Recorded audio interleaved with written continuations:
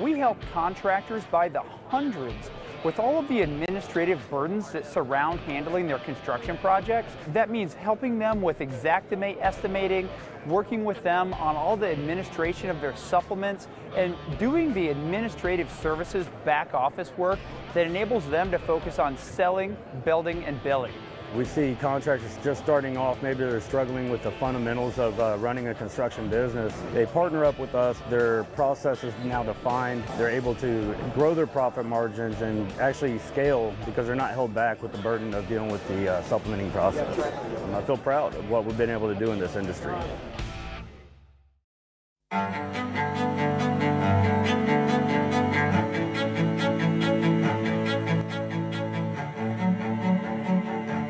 This is Larry Bache with the Merlin Law Group, helping policyholders for more than 30 years. If you have a claim or your client has a claim that needs help, please feel free to call the Merlin Law Group because we are the true policyholder advocate.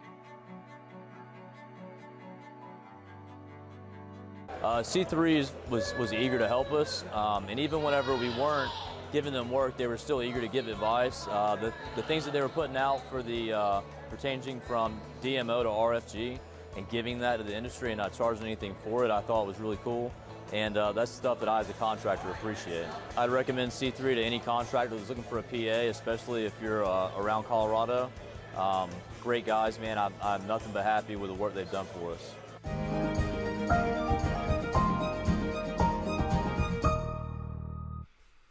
What's up, everybody? Lead meteorologist Sean Truca here for our daily hail forecast, sponsored as always by Merlin Law Group, C3 Group, and Artist Supplement and Balance Claims. You can check them out in the description below if you're watching us here on our Facebook page. So yesterday we kind of talked about the quiet weather going on. That's going to continue today and tomorrow. There is some hail chances. They're scattered around across the country. There's actually, I think, 4 different areas at risk today. However, they're fairly low end, and tomorrow's kind of the same deal, where there's a better chance for hail tomorrow. Unfortunately, it's just very not populated, but don't worry, a more favorable pattern looks like it's in the works starting on Thursday, and that's going to continue into that Memorial Day weekend. And also check out our next episode of our 10-year celebration. That's going to be tonight at 6:45 p.m. It's going to be airing live, kind of like the one that we had on the actual anniversary on Saturday. It'll air live on all the platforms that this video is aired on. So the Hail Trace Facebook page, Derek's personal Facebook page, Periscope, and on YouTube. This one's going to be Justin Hughes. He was the first person that Derek hired back in 2012.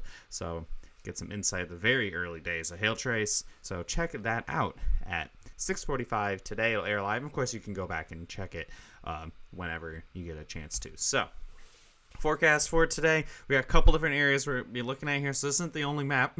We have another risk again in Florida, almost identical to yesterday in the Miami area, and even all the way back towards Cape Coral. Could see some hail up to about $quarter to $half size with any storms that can get strong enough to make hail.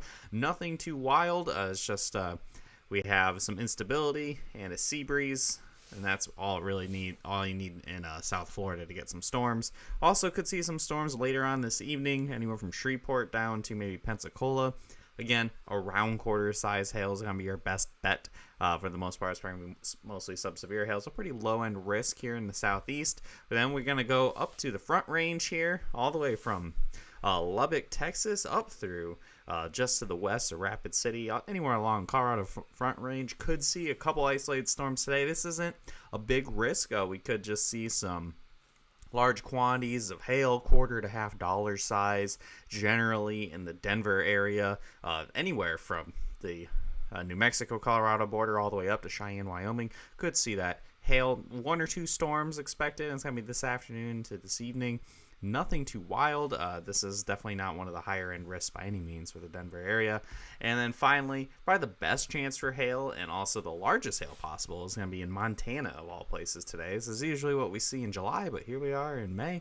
And we have a chance for some maybe up to golf ball size hail in places like Great Falls and Helena, Montana. Most significant risk, could definitely see some supercells forming this evening across the area. And it even extends up into Alberta, Canada a little bit here.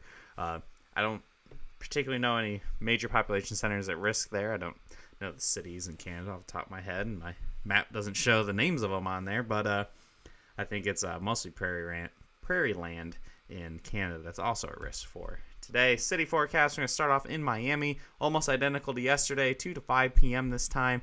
Maybe $half size hail to your largest size, but a pretty low chance. You'd have to have one storm really get going there, and almost no chance at all for up to golf balls. Denver, Colorado, between 5 and 8 mountain time. We can see, again, that hail maybe up to $half size. If any storms happen, it'll be like I think there was a storm last week where you had almost exclusively smaller hail, large quantities of that falling.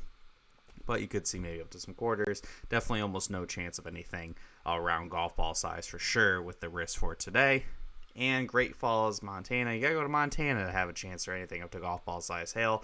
5 to 11 p.m. And almost moderate chance for 1-inch hail. Unfortunately, these cities in Montana are pretty small points over a large area, needle and haystack type situation. And but if anything does happen to hit them, could be up to golf ball size. So future radar, we're going to start in the southeast and work our way north and west. We have those storms that could form this afternoon. There definitely will be some stormy weather across southeastern Florida. It's just a matter of if there's going to be hail or not. Definitely some gusty winds involved as well. Going over to the central plains, you can see over by Colorado, storms forming this afternoon, but they're few and far between, not particularly intense. So we could see a couple storms moving south to north with up to that maybe $half size hail, fairly isolated. Probably a lot of subsevere hail if the storms actually happen. And finally, up here into the Pacific Northwest, to take a look at Montana, you can see those storms forming this afternoon in the evening hours, pushing north into Canada. Could, again, anything in there could have up to golf ball size hail. So pushing forward beyond today into tomorrow, we also have a better chance for some hail, maybe some bigger hail. Fortunately, it's one of the most rural parts of the country. Best chances for hail going to be Rapid City, South Dakota, and then maybe Glasgow, Montana. A lot of these areas here are very void of people. So it could be some big hail tomorrow, but it's in a major population hole along with a radar hole. So big hail probably hitting a lot of prairie land tomorrow for your Wednesday. So when are things going to return? When is it going to get more active, especially where there's people to be had? Well, once we look past future radar, you see those storms forming tomorrow. We do see a change in the pattern. Starting on Thursday, we have the storms likely anywhere from South Dakota all the way down to Texas. Could see some pretty intense storms southwestern Oklahoma, maybe up back by Amarillo, Lubbock, maybe over by Abilene, Texas, parts eastern Colorado, maybe not Denver, I think it might be a little east of there, and then into sections of Nebraska. Thursday, that's Thursday. Friday's looking a little more interesting. These areas are for sure going to change quite a bit, by the way. This is an outline of what I'm looking at right now. Friday, we have a dry line that's looking like it's going to be pretty close to the I-35 corridor, especially in South Kansas, parts of Oklahoma, and into Texas. So this one has my attention because of the fact that the trigger mechanism is going to be very close to population centers here, and also we could see some storms further north with where the upper level energy is a little more intense up by Omaha or Kansas City, Sioux Falls. But seeing the dry line being close to Oklahoma City is very interesting for Friday. We're going to be watching that one super carefully, see how that all unfolds for the day on Friday. And then Saturday, kind of more of the same. Looks like we'll see some storms in Oklahoma, parts of Kansas, up to Iowa, Nebraska. So it really looks like once we get to about Thursday, we have the disturbance in the east and Tropical Storm Arthur kind of pushing away, so we can actually have a more normal looking mid-May setup actually start to develop, where we can get some more storms in here. Again, this is typically one of the busiest times of the year, but all it takes is one little system to be a little pain in the butt, not want to move out. So it looks like we could actually see some storms coming back on Thursday out west and then pushing east Friday and possibly into Saturday. It looks like more storms also possible on Sunday as well. So Memorial Day weekend is historically very busy, and it's looking like it may end up being busy as advertised. So go ahead and subscribe to our YouTube channel. You'll get those notifications when we go live. You probably get notifications from a bunch of different places if you subscribe to us in a bunch of different areas. Follow our Facebook page. Hit see first. You don't miss a post. So if you can't check out the live video later today for our 10-year retrospective, you can always just check it out after the fact. Follow our Instagram and our Twitter at Hilltrace, and that would be fantastic. Go ahead, give us a call at 855-334-4245. If you have any comments, questions, or concerns, you got to set up a training, you're new to Hilltrace, whatever it may be,